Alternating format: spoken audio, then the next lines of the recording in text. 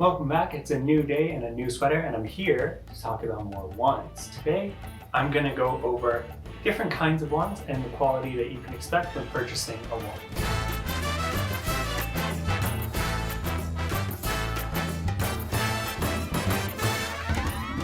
Now, wands are very unique. As they say in the books, the wand chooses the wizard. So if you're going to go the personalized route, there's a lot of different places that you can look to get a customized wand. A lot of Etsy sellers and standalone wand sellers will make you a custom wand, or look at your Pottermore wand, or you can give them a description and they can make you a wand like that. But if you're looking for a replica wand or a character wand, there are still a lot of options to choose from, and they're not all equal. So today I have 7 wands in front of me, all from the same character, and I'm going to go over the differences and the quality. To do this comparison, I needed to make sure that I had all the wands from the same character, so I chose Ginny Weasley's wand. Now, Ginny Weasley is not my favorite character in the books or in the movie, but she does have, in my opinion, the coolest looking wand, and she's a popular enough character that there's a variety of different versions of her wand. The first one that we're going to be looking at is the Noble Collection Official Replica Wand. Now, this is the standard wand that I'm going to be comparing everything else to. The Noble Collection wands go for about $32. The standard wand is resin with a metal core. It has all of the details. It feels pretty weighty. It feels almost like it's entirely made out of metal. Good swishiness and very, very firm, doesn't bend at all. The next wand we're going to be looking at is the Universal Interactive Wand. This is the one that you get at Universal Studios, and you can perform magic at the different windows and other interactive sites that they have around both parks. Now, these wands go for about $55. They have a variety of character wands and replica wands as well. So these wands are designed for children, and the interactive stations are designed for children as well.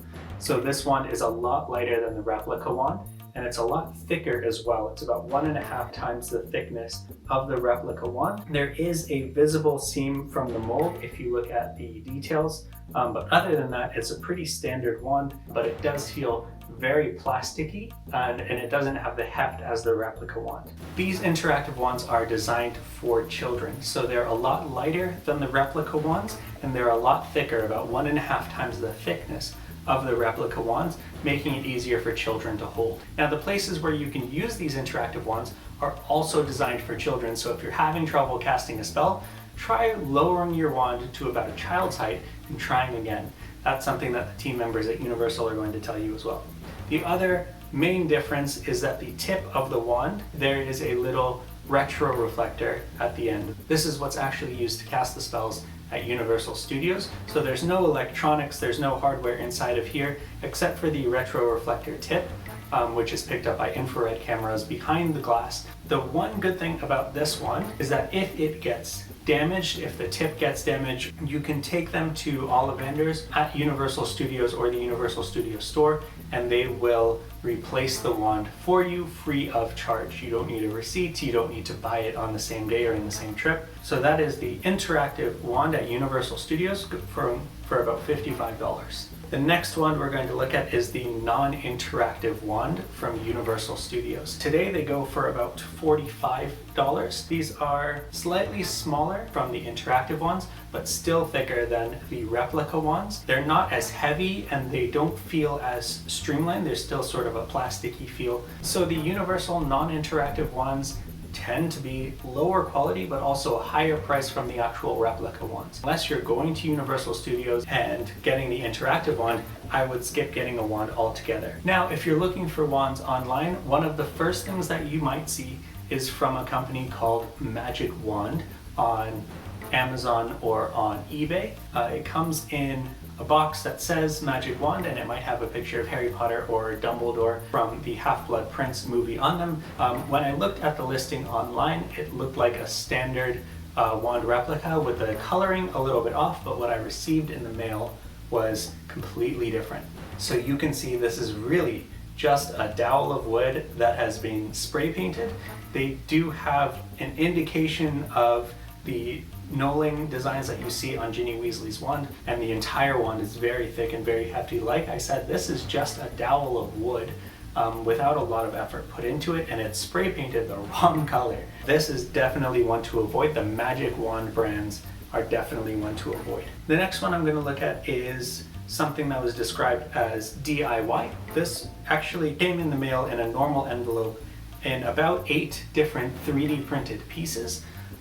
So the 3D print texture is still there. So this is not how the wand looked in the picture, because there's still a lot of sanding and painting that you need to do to get this up to code. So if you're into crafting your own wand, but you still want a character wand, this might be one to look for. Now the next one that I'm going to talk about is from the Wizarding School of North America, which is a store on Amazon. They do hand-carved wooden wands. They have their own selection of bespoke wands, but they also have character replica wands, but they go by different names, so you won't be able to find them by the character. They all have their own names. So this is the closest approximation they had to Ginny Weasley's wand. You can see it still has the same design, but it's obviously hand carved. And the wand also curves quite a bit. This is probably just from the manufacturing process or the piece of wood that they made. As far as closeness to the actual movie wand, it's not too close. The coloring is off. The designs are a little bit off as well. But as far as feeling like a real authentic wand, because it's made out of wood, because it's hand carved, and it feels really, really good in the hand, even with the curve to it, I can sort of put my finger on top like Sirius Black's wand. Overall, if you're looking for, an authentic costume, not necessarily a screen accurate costume, I would go with the Wizarding World of North America, and this goes for about $36 when I purchased it on Amazon. Now the last Ginny Weasley wand that I have is, of course, the die-cast mystery wand. This one goes for about $12. I've seen it on sale for as low as about $8.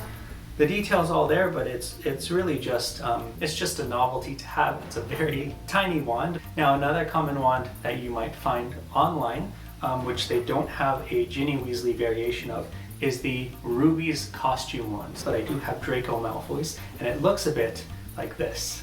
This is a very, very thick wand. It is a hollow plastic wand. It is definitely designed for very small children. I don't know what to say about it except it's a costume wand. And another one that I don't have a Ginny Weasley version of but might get in the future are the Noble Collection mystery wands.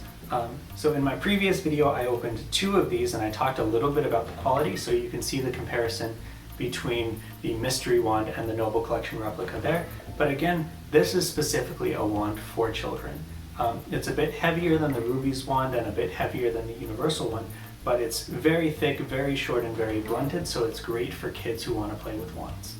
So, thank you for watching my wand review. I hope that informs you on which wand you should purchase if you want to purchase one.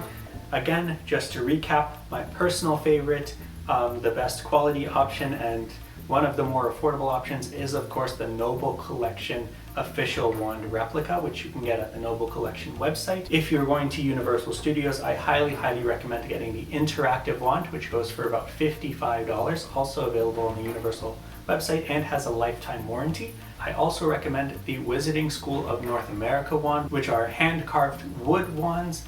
They're not exact replicas, but they closely approximate a few character wands, and they have some of their own original designs as well. And of course, the ones that I don't recommend are the Universal non-interactive wands. If you're going to spend the money for a non-interactive wand, go ahead and get the replica from Noble Collection.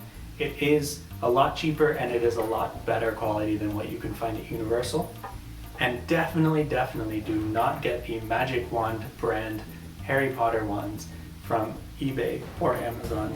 Thank you guys so much for watching, and I'll see you again on the next wand video.